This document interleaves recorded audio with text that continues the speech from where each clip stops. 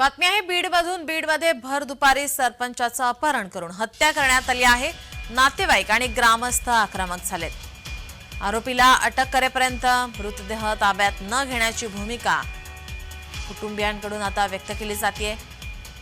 बीडच्या केज तालुक्यातील मस्साजोग येथील सरपंचाचं भर रस्त्यातून दुपारी अपहरण करून हत्या केल्याचा धक्कादायक प्रकार उघडकीस आलाय।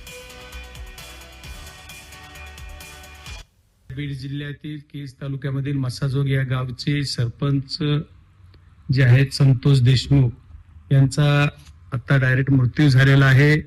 त्यांना दुपारी 3 वाजता केजच्या टोल नाक्यावरून उचललं गेलं, त्यांचं अपहरण केलं गेलं आणि त्यांना केज तालुक्यातील दहेटणा या गावी त्यांचा मृतदेह 6:30 वाजता टाकला असं एक माहिती कळती।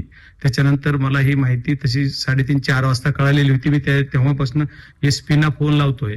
पोलीस एसपी जे आहेत ते फोन माझा स्वतःचा फोन माझ्या स्वतःच्या फोनवरून उचलला जात नाही, माझ्या पीए कडून लावला तरी उचलला जात नाहीये।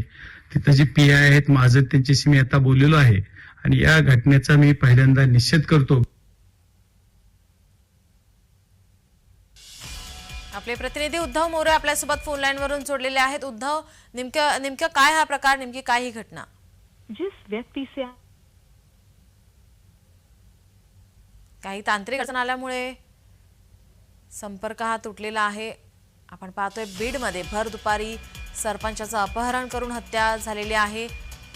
सोमवारची ही घटना नातेवाईक आणि ग्रामस्थ आक्रमक झालेले पाहायला मिळतात। आरोपीला अटक करेपर्यंत मृतदेह ताब्यात न घेण्याची त्यांनी भूमिका मांडलेली आहे। बीडच्या केज तालुक्यातील मस्साजोग येथील सरपंचाचं भर रस्त्यातून दुपारी अपहरण करून हत्या केल्याचा धक्कादायक प्रकार उघडकीस आलाय।